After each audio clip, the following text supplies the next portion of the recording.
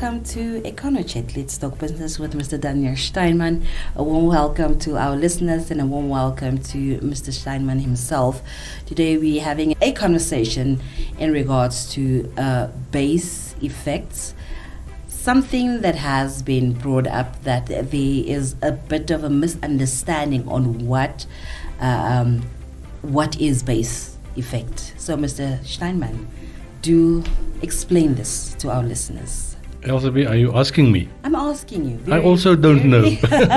Very nice, because we have had this conversation before. We've talked about it like for several times, but clearly there is...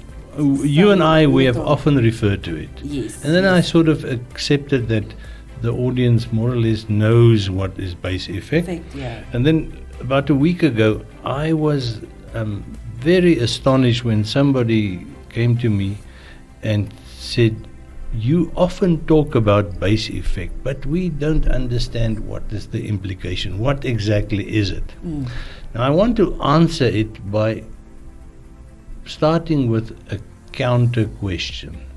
Okay. Where does the Namibian land end? See if you can answer that one for me. What, me? Yes. I'm Where not do a listener you, right now. Elzeby, where do you think the Namibia's land ends? In terms of If you go to the Swakopmund. geographic land or economic land? No, the geographic land. Including the ocean. Excluding the ocean. Excluding the ocean. Yeah. The dry land. Where does Namibia end?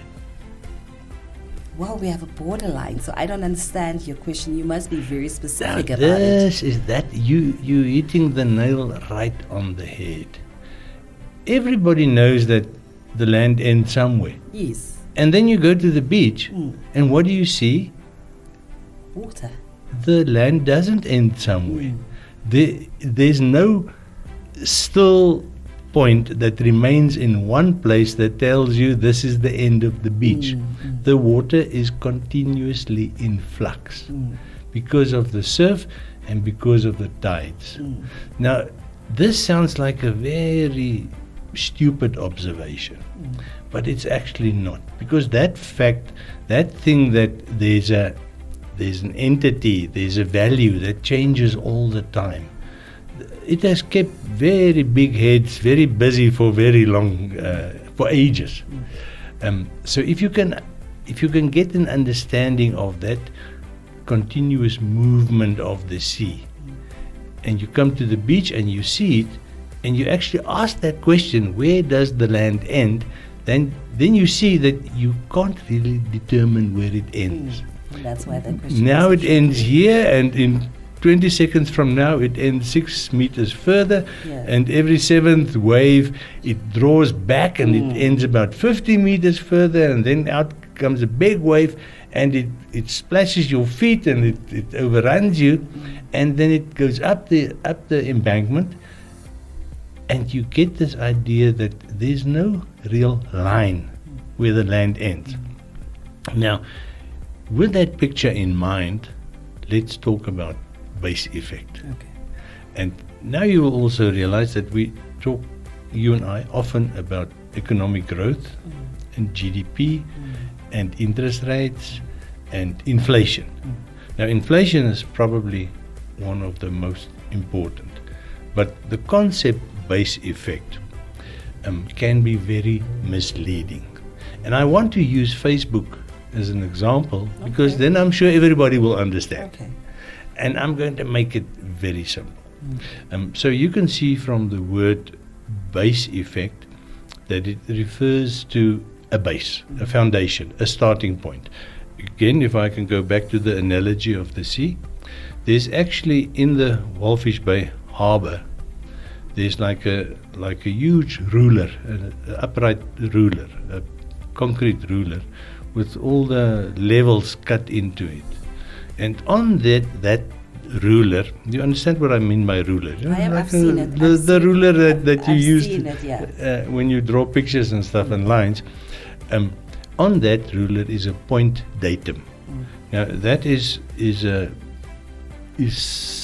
half English, half Latin. And it means that in Latin, the given point, which means that we have it's a point zero. But the people who built the harbor, they decided where it is. For this very same reason, the water never stands still. The tide comes up and goes up and down all the time, you know. That's why you have to select. You have to arbitrarily decide, this is my point datum. This is the 0 point. And that is your base. So do you get this idea of, when we talk about base effect, it is not one of those issues in economics that you can go and define, or you can research it, or you can establish it.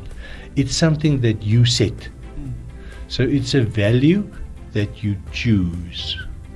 But don't forget, it is never static. It moves all the time. And this is what makes it so difficult to comprehend, you know. The fact that you basically have to choose the base. But I will explain how it's not random. It sounds random. There's a very good science behind it, you know. And I will explain how we get to picking that base. Okay, and we will be back after this short break.